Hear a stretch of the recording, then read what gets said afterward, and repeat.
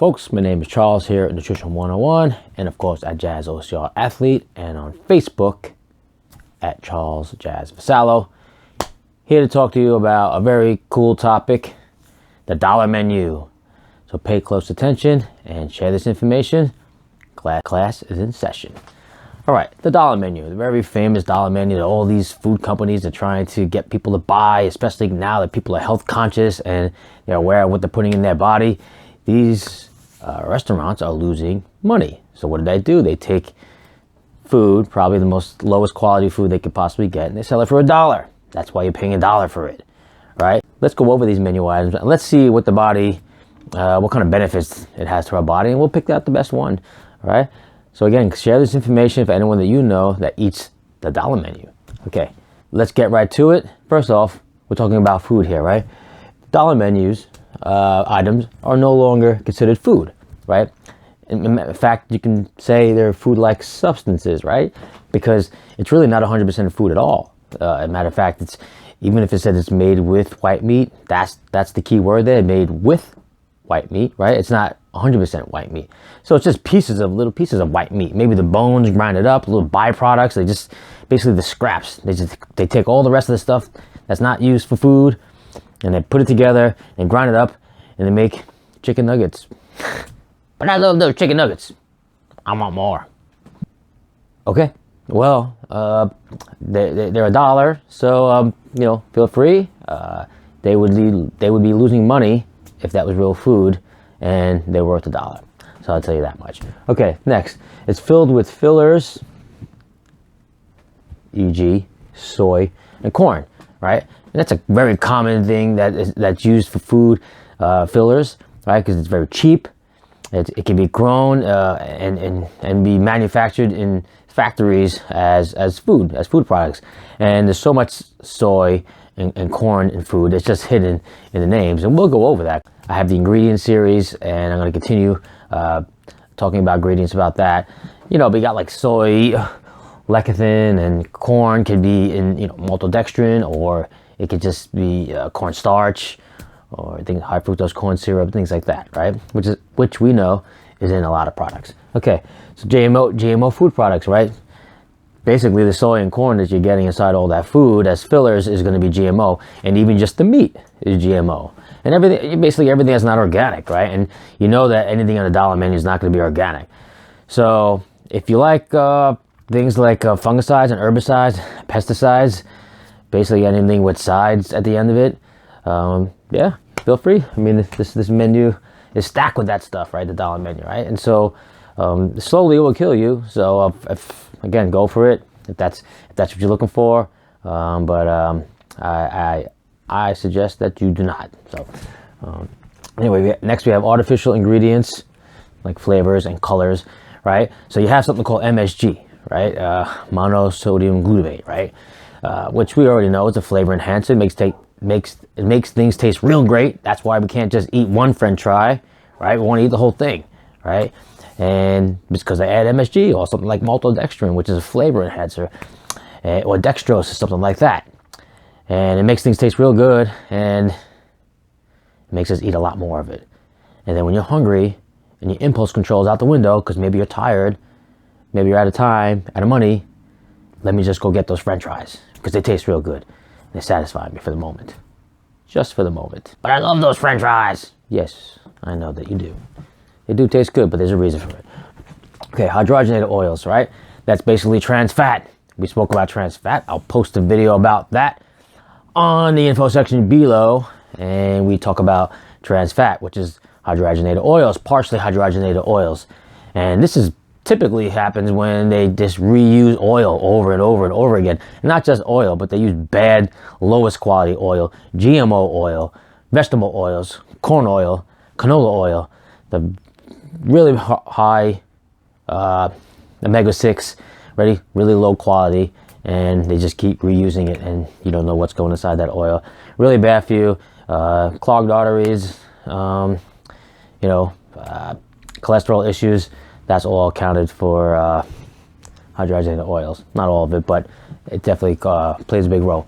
Okay, contains chemicals. So, just in case you weren't aware, artificial sweeteners and artificial colors are chemicals in a way. That's why there's a number in the name, like those big cool bright red slushies or blue or orange.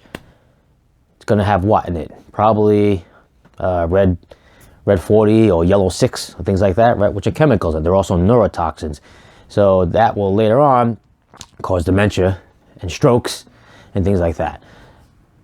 Makes you vitamin deficient. So it's really just a bad thing all around. So I'd stay away from it. It's really hard because it's in a lot of things, but if you look now at the labels, you'll start to see that things are now being used for color. The things that are being used for color are turmeric, beetroot, beet extract, things like that, which you get red, and turmeric is always bright, like yellow, orangish type of thing. So keep an eye out for that. No artificial colors or sweeteners. It tells you right there. If there's artificial in the name, you basically want to stay away from it. You could probably get an ingredients list from these fast food restaurants, but I think you have to ask for it. Okay, high omega-6. That goes with the oils.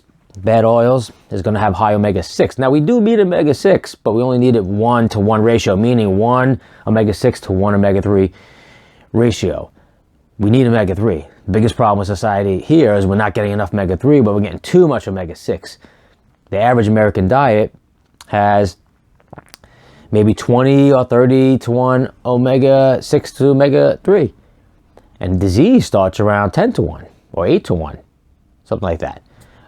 So if disease starts at 8 to 1 and we're daily getting 20 or 30 to 1 omega-3, there's a problem. So obviously we can't eliminate all omega-6 in a diet. It's pretty hard to do that. We can, but it's hard to do. We just need to increase our omega-3, right? So stay healthy. Let's get to it. Stop with the omega-6, right? Void of nutrients. Basically, all the main nutrients that we need.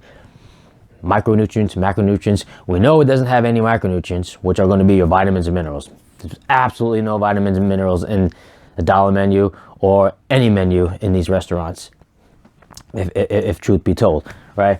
But when we say a nutrient-dense meal, right, void of nutrients, is not going to have any fiber. It's not going to have any good fat. It might have carbs, but still pretty crappy carbs, right? It's not going to have any water, right? And we need these things in our food, and that's why we eat for a purpose, right? I'm going to get into that next video where we talk about eating for a purpose, not just to eat because it's in front of you and because it's in front of your face and because you like it. We want to eat for a reason, right? All the stuff here, void of nutrients, stay away from it, especially if you're trying to live a healthier life. Stay away from the dollar menu. All right, but let me just tell you one thing that's not on this menu. That costs only $1 per meal, and that is the incredible edible egg, right? It's a superfood. You don't even realize that. It has so many nutrients in this one little tiny egg. The benefits are way beyond like what you could imagine. So the reason why I bring this up is because people complain that organic eggs are $4 a dozen, let's just say, okay? Organic, free range, or pasture raised eggs, that's what we're trying to look for, right? So people complain that those are too expensive. Okay, great. Maybe they are more expensive than eggs because you could probably get a dozen regular eggs for $2, right? But maybe organic will be $4 or $5. But guess what? Guess how many meals I'm getting out of a dozen eggs? I mean, I'm getting 3 or 4, right? Depends if I eat 3 eggs from that carton a day or 4 eggs. But either way, if I'm eating 3 eggs a day, which is my average per day, I'm getting 4 meals out of that carton of eggs. And guess what that costs? $1. $1 for 3 eggs. But most people don't want to eat eggs for a meal. So I just happen to eat eggs every day. I love it. I cook it in grass-fed butter, organic butter.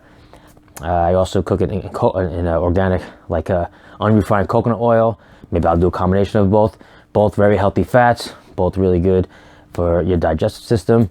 So if you break that down that way, it wouldn't really be that bad because I'm getting 4 meals out of 1 dozen of organic eggs.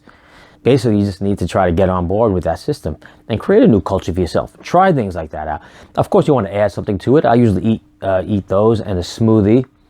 I'll add avocado, I'll add organic spinach or kale, And again, you can cook those any variety of ways. And if you need to know some good ways to cook these things, just let me know, or leave a comment below, and I can give you some quick tips on the recipes and how to make this stuff taste good, because I like flavor too.